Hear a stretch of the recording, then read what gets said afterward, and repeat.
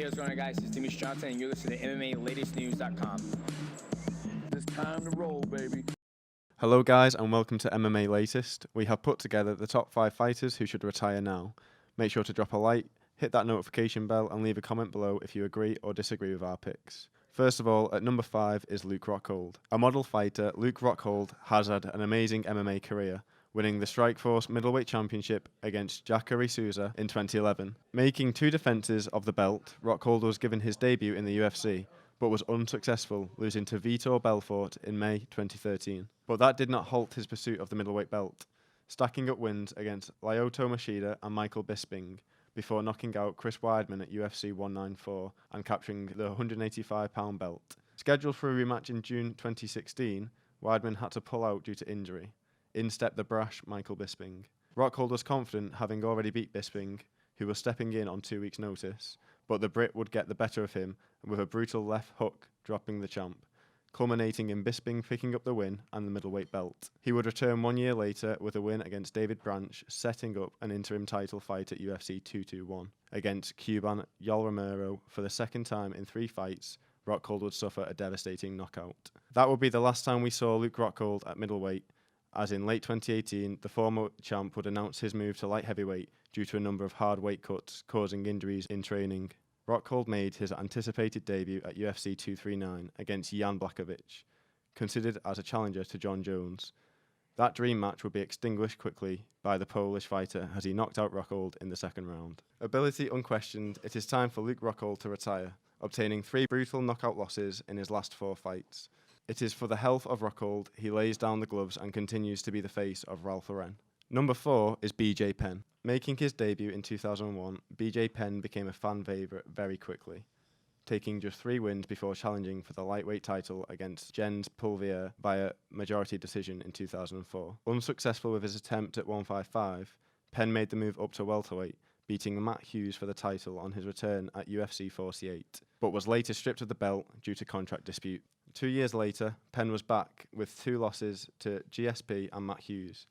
BJ made his return to lightweight, where he finally claimed the title. Making his first defence, Penn then made the move back to welterweight in the hope to become the first 2-divisional champ, but came up short once again against George St. Pierre. The prodigy would then make a 3rd lightweight title defence, breaking the record for most consecutive defences against Diego Sanchez before losing it to Frankie Edgar. Losing a title eliminator to Nick Diaz would send the former champ's career into a 7-fight losing streak across 3 divisions spanning over an 8-year period.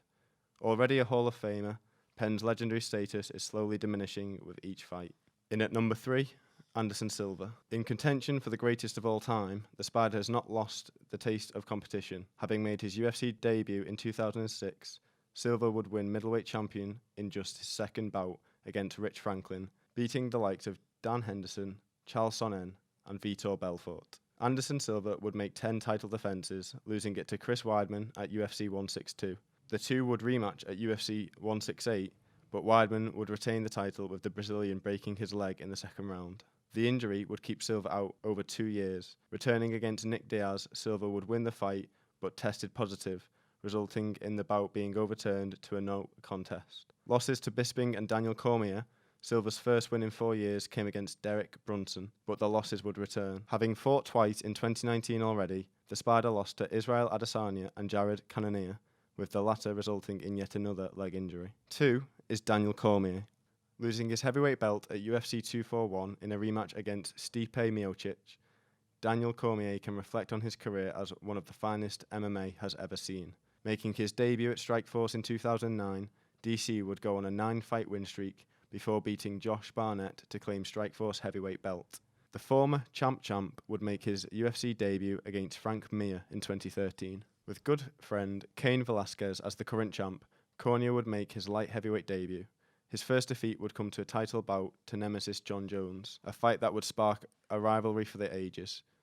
Jones would be stripped of the belt in April after a hit-and-run incident. DC would lay claim to the vacant belt with submission win over Anthony Johnson. Defending the belt against Gustafsson and Johnson, with an Anderson Silva win sandwich between at UFC 200, Jones and Cormier would square off once more at UFC 214. However, Jones would test positive once more and Cormier was reinstated as the champion.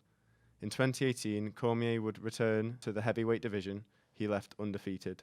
In a super fight against Stipe Miocic, Daniel Cormier would be only the second person to hold two belts simultaneously, knocking out the Cleveland native in the very first round. That would not be the last they saw of each other. The two giants would fight once more at UFC 241, only this time, DC would not get the result he wanted, losing via knockout in the fourth round. With potential trilogy fights against Jones and Stipe, DC has stated that he does not want to tarnish his legacy and stay too long.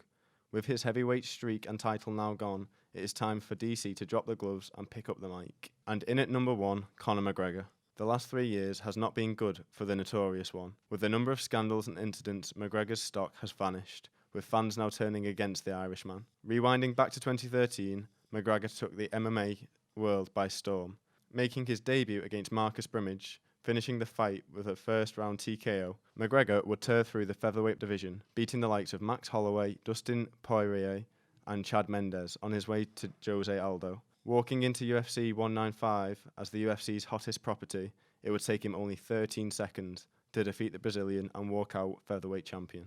Setting sights to the lightweight title, McGregor was set to fight Rafael dos Anjos, but a foot injury ruled out the 155-pound champ, resulting in Nate Diaz stepping up. One of the greatest rivalries would pursue, with the Stockton native beating McGregor via submission. Conor would not accept defeat and demanded a rematch.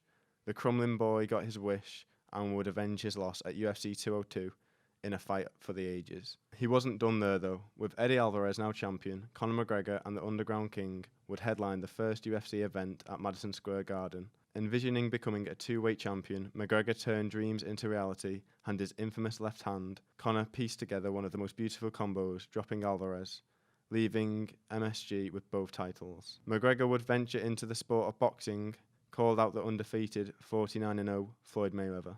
July 2017, the two would step into the squared circle, but Mayweather would not be embarrassed at the sport he is considered the greatest for. Mayweather would get a 10th round stoppage, with McGregor picking up plaudits for going almost 30 minutes with the best ever in his first professional bout. McGregor would return at UFC 229 against another undefeated fighter, Khabib. The build-up to the fight was heated, with a bus attack from the former champ on April the 6th at UFC 223. Come fight night, the two despise each other. Racial insults, disrespecting religions, Conor held nothing back to try and unnerve the Dagestani wrestler, but it would be unsuccessful. Khabib would decimate McGregor, even dropping him in the third round before submitting Conor in the fourth round. That is when it all boiled over. Khabib jumped the cage and dived into the corner of McGregor, starting a brawl. Both would be suspended, and as of today, it's the last time we have seen the two in the cage. Khabib is scheduled to fight Poirier at UFC 242, but Conor's career is in limbo, and with his antics this year, it is maybe time for McGregor to walk away for good. So that was our top 5 fighters who should retire now. Do you agree with our list? Let us know in the comments below. Make sure to hit that like button and subscribe to MMA Latest, and we will see you on the next one.